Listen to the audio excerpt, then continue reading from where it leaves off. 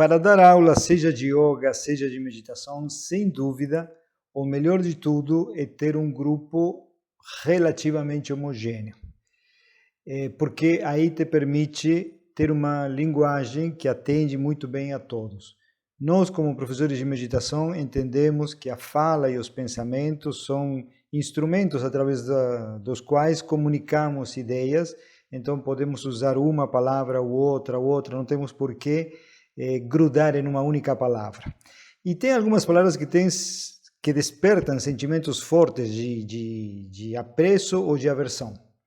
Deus é uma dessas palavras. Tá? Em torno dessa palavra se construíram instituições, aconteceu de tudo ao longo da história, até mesmo civilizações foram destruídas em nome de Deus e coisas desse tipo. Então a palavra Deus, ela carrega muita coisa. Me aconteceu de fato, dando aula de yoga 30, 40 anos atrás, de um rapaz chegar e dizer: olha, os médicos me pediram para fazer yoga, eu tive um tumor no cérebro, fiz uma cirurgia, então eu preciso gerenciar algumas coisas, e o yoga supostamente vai me ajudar, mas eu sou ateu. Você vai falar de Deus? Eu falei para ele: olha, eu não vou falar de Deus. Você tem algum problema com a paz? Não, a paz tudo bem. Sentir-se bem, sentir paz, está tudo bem? Está tudo bem. Então esquece a palavra de Deus.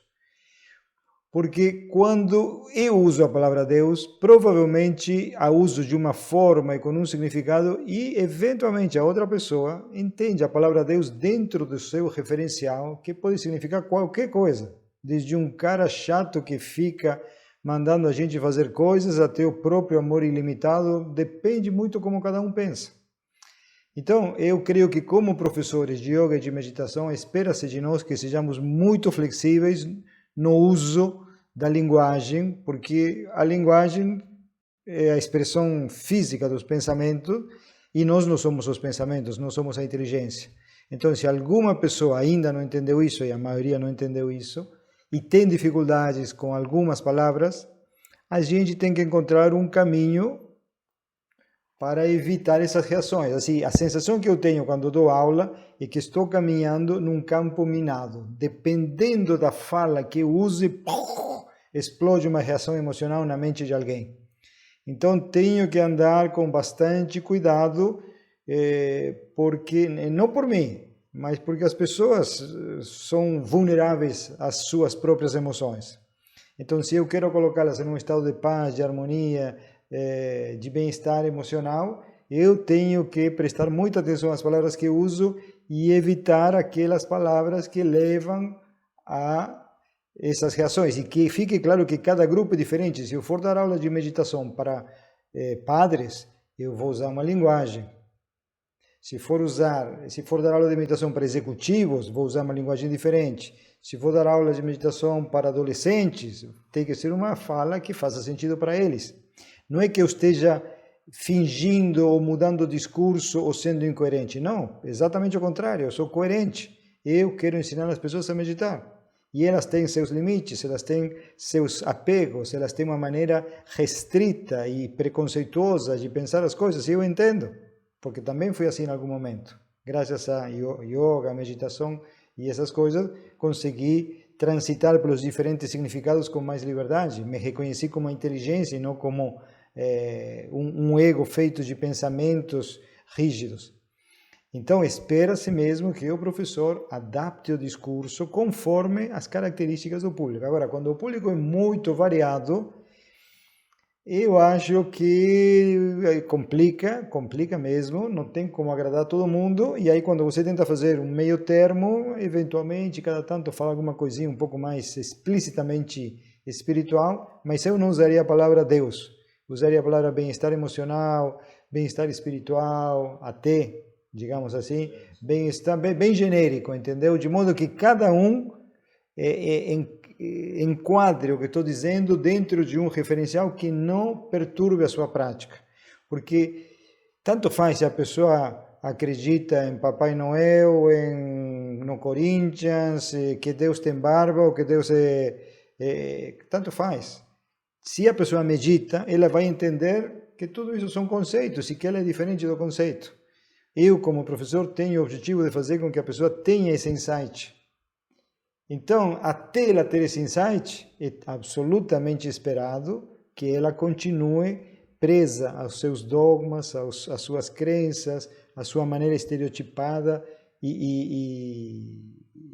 de pensar as coisas, a sua maneira condicionada de ver o mundo. É esperado. À medida que ela se perceba como uma inteligência independente e diferente dos pensamentos, ela vai poder naturalmente entender, como a gente entendeu, que eu posso pensar outra coisa.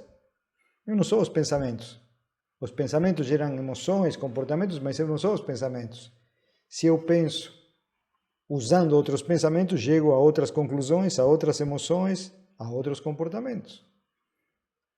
Entende? Então, assim, o que me parece importante também junto com isso é que o professor, seja de yoga ou de meditação, use as palavras entendendo que significam coisas diferentes para diferentes pessoas. E por isso, o professor tem que definir o que está dizendo. Então, se você vai usar, você pode usar ou não a palavra, vamos dizer, alma, mas ao que você se refere?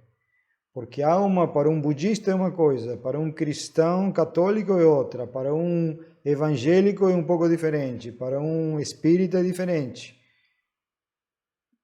Então, assim, de que alma estamos falando? É algo que tem um pontinho de luz em algum lugar, sou eu encarnado, a alma reencarna, a alma morre, a alma vai no paraíso e fica do lado de Deus o tempo inteiro, depois que morre, vai queimar no inferno. Então, assim, os conceitos são muito diferentes. A gente não sabe muito do passado das pessoas e de que tipo de pensamentos elas têm. Por isso que sempre que é possível, ter uma conversa prévia para entender o que a pessoa traz, ajuda a nossa tarefa de guiá-las para que tenham uma prática bem-sucedida. Outra possibilidade é definir claramente o que você está fazendo. Então, por exemplo, eu posso não saber muito do passado das pessoas, mas eu defino, esse curso de meditação visa neutralizar o estresse. Então, o discurso tem que ser coerente com isso, e quem está ali supõe-se que se interessa por isso. Aí você faz um outro curso de meditação visando ganhar consciência de camadas profundas do próprio ser. E a partir disso você tem um discurso e uma prática coerente com esse objetivo, e supõe-se que se você declarou com precisão e clareza quais eram os objetivos, quem está ali coincide com esse objetivo. Então não vai ter muitos problemas. Tá? Então, ou você seleciona pelo objetivo, pela maneira como você apresenta o teu curso, ou então você conversa para entender e até mesmo para explicar. Porque, por exemplo, os meus sogros fazem yoga no instituto. E eles são católicos, de ir na igreja toda semana, várias vezes por dia, cantar no coro e coisas desse tipo. Então, eles praticam yoga faz muito tempo, inclusive. Estão super bem, com mais de 80 anos, estão incrivelmente bem fisicamente e emocionalmente também. Mas, se você canta um om ou alguma coisa, eles ficam mais em silêncio, não participam, mas sim, são suficientemente inteligentes para descascarem o yoga. Assim, um exemplo que eu dou muito é assim, quando a gente come uma laranja, a gente não come tudo, a gente descasca a laranja e fica com a parte gostosa. Por que teríamos que comer a casca inteira? Quando a gente come uma melancia, não come tudo necessariamente. Por que nós temos que comer tudo no yoga? Por que temos que cantar mantra e temos que fazer coisas, se podemos simplesmente focar naquilo que para nós é viável no momento? Tá? Então, assim, yoga não exige que ninguém acredite em nada. Meditação não exige que o praticante acredite em nada. A pessoa pode ser evangélica, budista, corintiana, palmeirense, gorda, magra, tanto faz. Ela vai aprender a pensar melhor, vai aprender a pensar com mais precisão, vai mudar a maneira como se relaciona com os pensamentos. E com isso ela muda a maneira como ela se comporta no mundo, como ela experiencia a vida. Isso independentemente de filosofias ou religiões. Isso é importante. Agora, Pegando, por exemplo, o mindfulness, ou pegando essas práticas de yoga que visam apenas a saúde física, o que eu observo é que esses objetivos são extremamente estreitos e limitados. Na tentativa de tornar a coisa mais acessível para o mundo ocidental, se retira todos os aspectos filosóficos mais profundos, mais abrangentes. Então fica mais acessível, todo mundo consegue praticar. Mas, em compensação, como não há esse objetivo mais elevado, mais profundo, a motivação se torna difícil de sustentar.